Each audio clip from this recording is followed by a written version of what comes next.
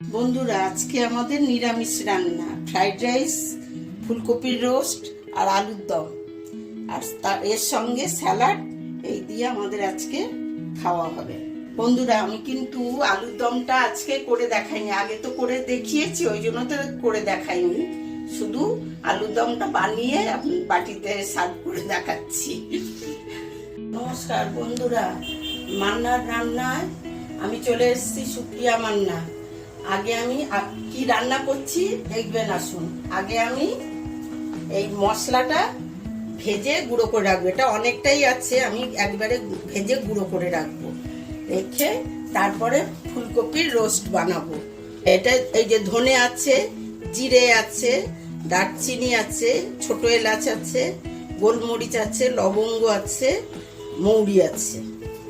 এইগুলো দিয়ে ভালো করে একটু ভেজে নিয়ে, বেশি আবার ভাজবো না, এর একটা গন্ধ বেরোবে সুন্দর, তখন আমি নামিয়ে দেবো, নাহলে তিতো লাগবে। আজকে আমাদের রান্না হবে ফুলকপি রোস্ট, ফ্রাইড রাইস আর আলুর দমটা হবে, কিন্তু ওটা তো একবার দেখেছেন, আর একবার দেখার দরকার নেই।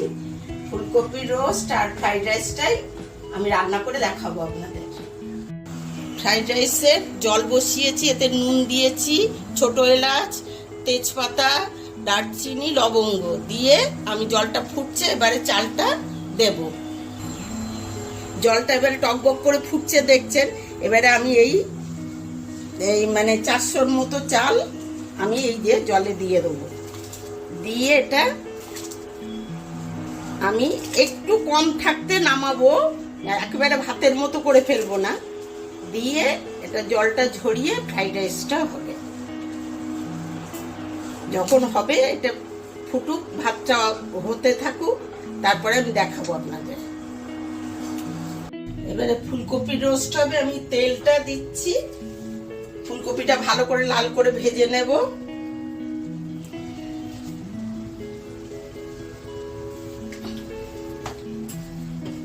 আমি ফুলকপিটা নুন জলে ভিজিয়ে রেখেছিলাম, ভিজিয়ে রেখে এটা রোস্ট হবে। এবারে তেল গরম হয়ে গেছে, ফুলকপিগুলো ছেড়ে দেব।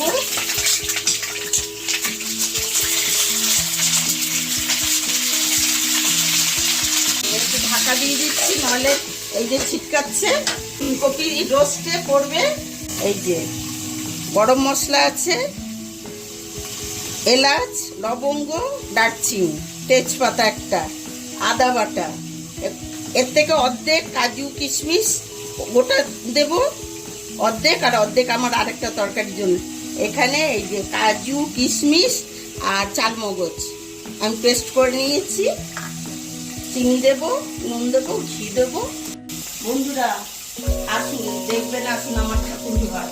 সকালবেলা আমি এই ঠাকুর পুজো করতে আমার অনেকক্ষণ সময় লাগে। ডেইলি এরকম ফুল টুল মালা টালা দিয়ে পুজো করা হয়, যার জন্য আমার অনেক সময় লাগে। ওদিকে বৌমা সকালের টিফিনটাও গোছাতে থাকে। আমার ঠাকুর ঘর দেখুন, এই আমার ঠাকুরের ফ্রিজ, এই আমার ঠাকুর ঘর। এই ছবিটা আরামবাগ থেকে লোক এনে আঁকানো হয়েছে। আমার ঠাকুরের এখানে আছে লক্ষ্মী নারায়ণ, ওদিকে গণেশ আছে, আর তো সব মা আছে।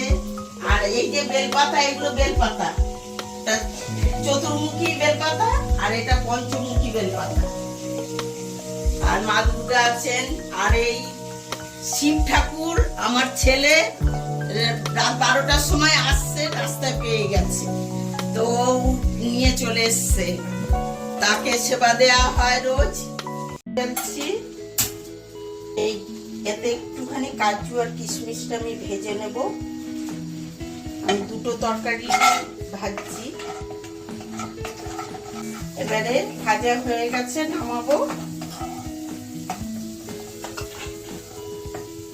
আর একটু তেল দেব, ফুলকপি রোস্ট হবে বলে তেল আছে এর মধ্যে, আর একটু জাস্ট দিলাম। দিয়ে এর মধ্যে যে একে একে গরম মশলা, দারচিনি, লবঙ্গ, এলাচ, আর এই তেজপাতা, একটা তেজপাতাই ছিঁড়ে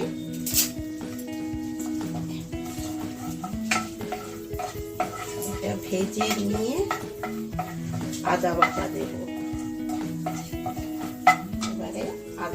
দেব। এই যে ফুলকপি রোস্টটা হবে এতে কিন্তু হলুদ পড়বে না।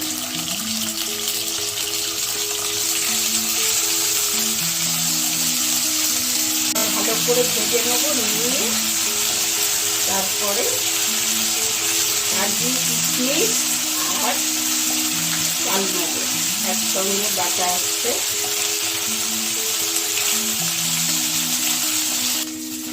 আদাটা ভাজা হয়ে গেছে, এবারে এই চালমগজ কাজু কিশমিশ বাটাটা এর মধ্যে আমি একটু লঙ্কা গুঁড়ো দেবো। এতে তো আর হলুদ দেওয়া যাবে না, শুধু লঙ্কা গুঁড়ো, একটু লাল লঙ্কা দেব কালার হওয়ার জন্য, আর কালার হওয়ার জন্য কাশ্মীরি লঙ্কা দিয়েছি। এই যে একটু নুন দিচ্ছি পরিমাণ মতো, আর একটু লঙ্কা আমি দেব এমনি প্লেন লঙ্কা গুঁড়ো,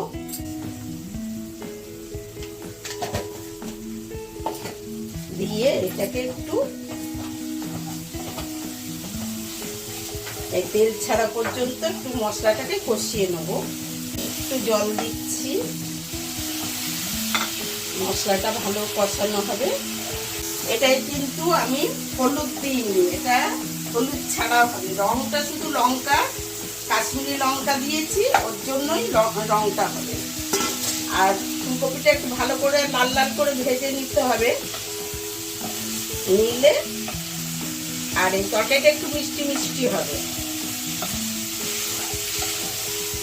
এর মধ্যে আমি এই কাজু কিশমিশ যে ভেজে রেখেছি ওটাও দেব। আচ্ছা, এবারে জল দেব, কষা হয়ে গেছে, জল দেব। একটু কপিটা তো সিদ্ধ হতে হবে, আমার মোটামুটি সিদ্ধ হয়েই আছে। ভাজাটা আমি একটু বেশি করে লাল করেছি, কাজী এর মধ্যে আমি কাজু আর কিশমিশ দেব।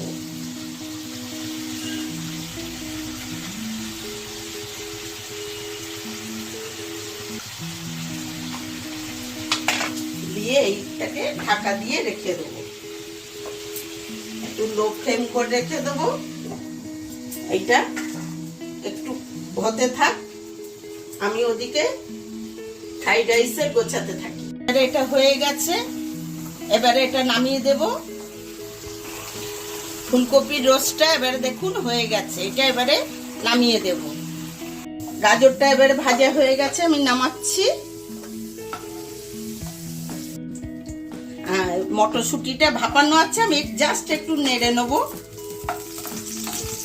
আমি গ্যাস বাড়াবো না, লোতে রেখে একটু নেড়ে নেব, যাতে যেন একটা কাঁচা মানে না লাগে। এবারে ফ্রাইড রাইস হচ্ছে, কড়াইতে ঘি দিচ্ছি। এই ঘি 2 চামচের মতো ঘি দিলাম।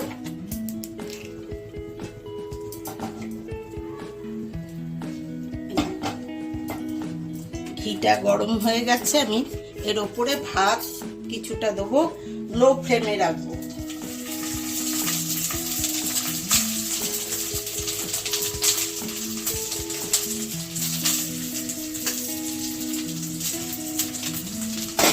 দিয়ে কড়াইশুঁটি দেবো, একটু গাজর দেব, বিনস দেব, দিয়ে এটাকে আগে নেড়ে নেব। আর বাকি ভাতটা আমি দিয়ে দিচ্ছি। এবারে পুরো ভাতটা আমি দিয়ে দিয়েছি, এবারে এগুলো পুরোটাই আমি দিয়ে দেবো। গ্যাসটা আমি লোতে রেখেছি, আমি আগে একটু সব দেওয়া হয়ে যাক, তারপরে এতে চিনি দেব।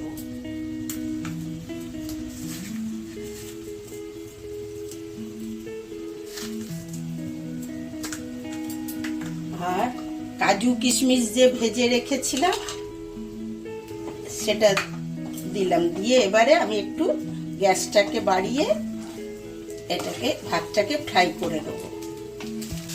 একটু সামান্য সেন্ট হওয়ার জন্য আমি গরম মশলা দিচ্ছি,